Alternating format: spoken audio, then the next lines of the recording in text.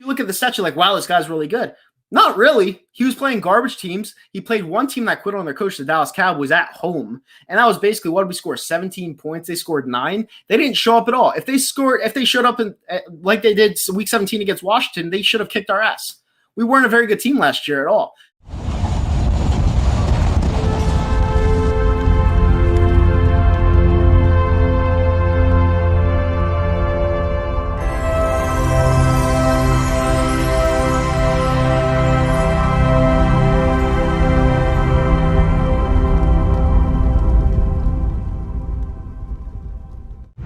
What's going on YouTube? It's your man Voice for Life coming at you with another video.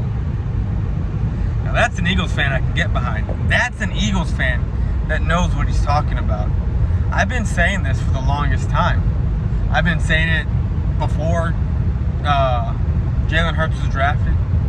I was saying this when Jalen Hurts was drafted. Hell, I've even been saying it in the past month since he's been drafted. That the Eagles have an insurance policy looking to replace Carson Wentz at some point.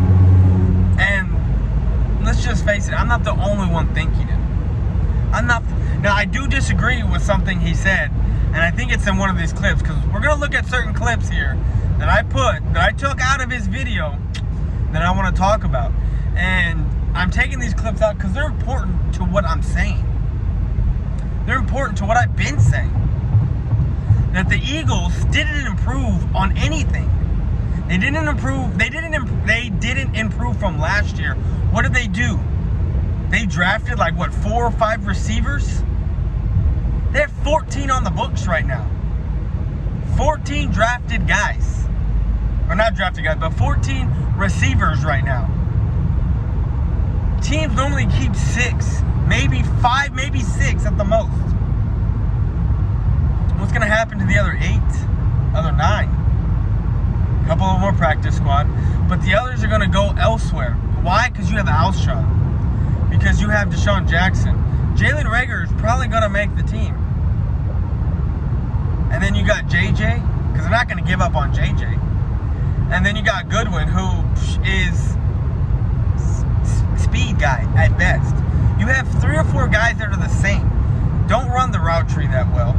You have Deshaun Jackson, who probably has lost some speed since his abdominal injury. You got Jalen Reagor, who had the same injury, but, you know, this isn't college.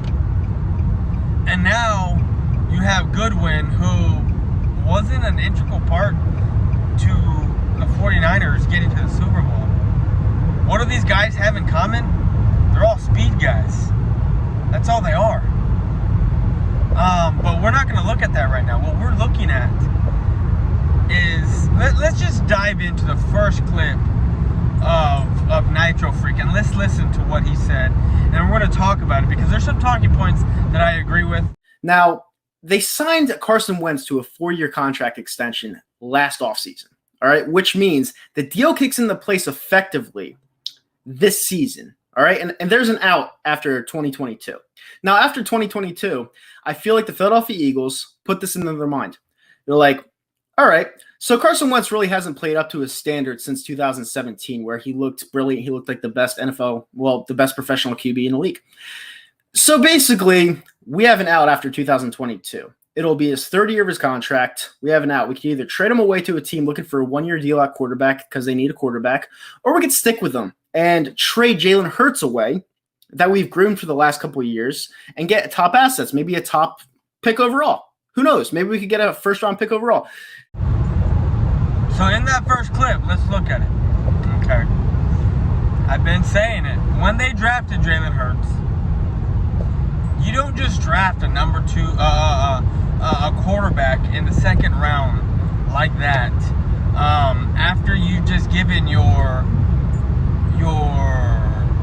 franchise quarterback the bag. You don't do that. And there's Eagle fans out there that are just like, okay, well, you know what? We've heard Dougie Peterson say he's going to use him in certain ways, maybe at Tyson Hill and da-da-da, this and that, and the third and whatever. Or maybe, you know, he's going to take some snaps and this and that, you know, keep the defense on their toes, you know, maybe use him as a receiver, you know, whatever. Dumb shit, basically. And the only reason why you take a quarterback who has been benched in the big stage, who can get you to the big stage but can't get you the win. And let's be honest, it was his team around him. It wasn't him. What else? Well, you don't take a quarterback like that who has upside like him, because let's be honest, he got some upside without having a motive for him. And I thought this too. I thought this all of last season. I thought this since he got the bag. I'm talking about Carson Wentz. I was thinking they're going to have a backup quarterback just in case. And what do? They drafted a pretty decent quarterback.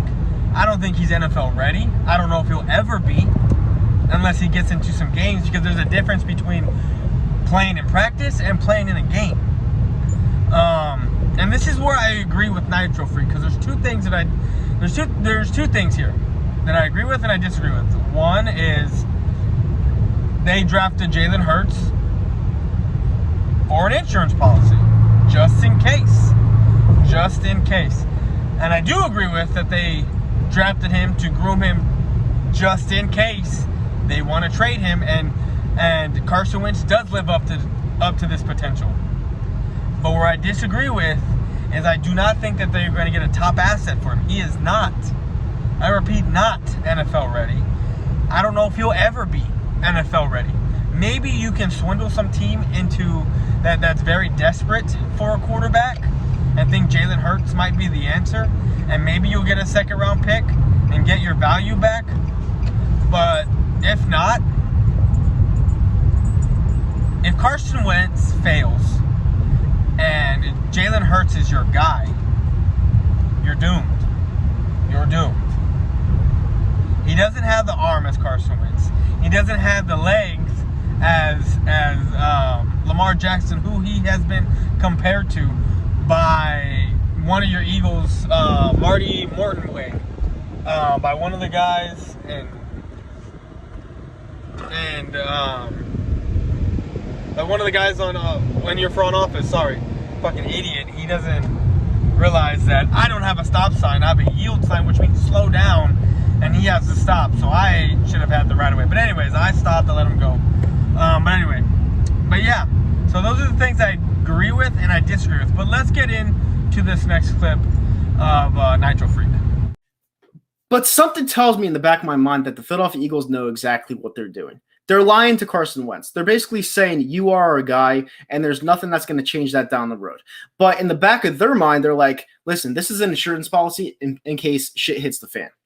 And Carson Wentz, as I know it, as most of the smart people out there know it, smart fans know it out there, Carson Wentz is not the most durable guy when it comes to the National Football League. He's not. You know, you have to rely on a quarterback playing 16 games a year, as he's done twice. He's done it twice, not all 4 years.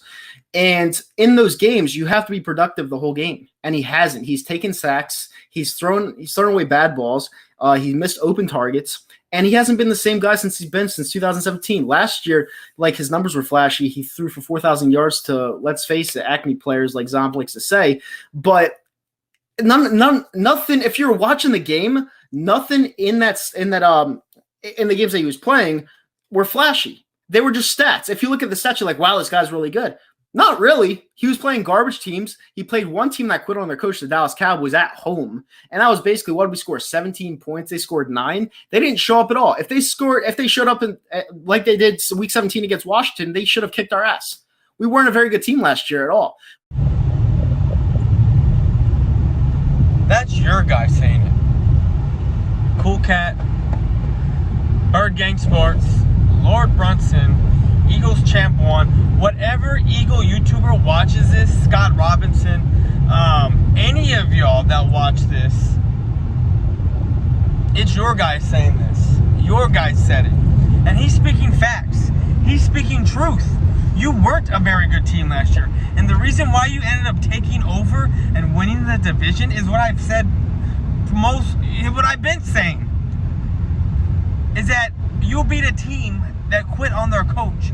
You beat a team that wanted out from the coach. We knew that if the Eagles were to beat the Cowboys that the Cowboys would not be, Jason Garrett would not be the head coach of the Dallas Cowboys. We knew that. We knew that. Carson Wentz, like he said, had flashy stats against trashy teams.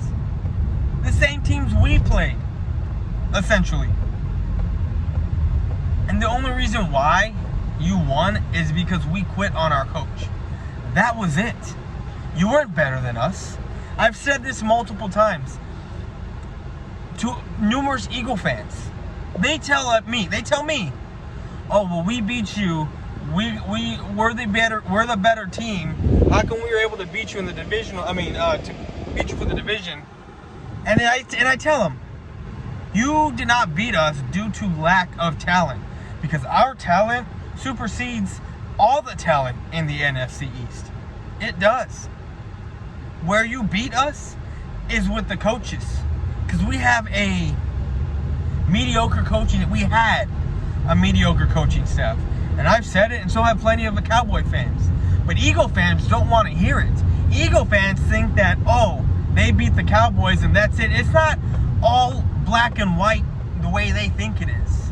Because if we had anything of a decent head coach with a spine and didn't just clap, there's no way in hell we would have lost to the Philadelphia Eagles. But we had 10 years of Jason Garrett, and now we have Mike McCarthy. And this draft that we just had, and I'm going to say it again, was the first draft I've ever seen like this from a Cowboy head coach or the Cowboys, period. And we're coming for blood this year. Best believe it. But we're going to get into one more clip of Nitrofreak. You know, the thing with Jalen Hurts is I really don't think that he's a good player. I don't, because the amount of college football I watch, his playing style doesn't really correlate to the NFL's playing style. But in the back of their minds, I feel like, this guy's a 21-year-old. He was a top 10 dual threat coming out of high school. He was a top 300 prospect coming out of high school. He's played on the big stage with Oklahoma and Alabama.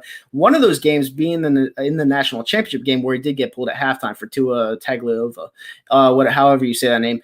And you know, they're basically saying if we could groom this guy and have him sit the bench for 2 to 3 years, maybe we could have an out with Carson Wentz and just give him away and have this guy lead the team. Because they are trying to get younger. Let's face it, the Super Bowl is about to be out of the window. The Super Bowl is almost out of sight. Facts. The Eagles are trying to get younger. Facts. Y'all are known for being injury prone. Facts. Every year somebody, a bunch of people from your team is getting hurt. I just don't see. I agree with everything Nitrofreak just said. The Eagles are going to groom Jalen Hurts to replace Carson Wentz. That's just what I believe. That's just what I believe. So take this video for what it's worth. I find it funny that I finally found an Eagles fan who actually wants to speak the truth about their team and not just be a homer and talk about how great their team is, when in fact this Eagle fan knows exactly why they beat the Cowboys, and they know exactly how good or not good they are. And that's just that. And I'm out. Peace.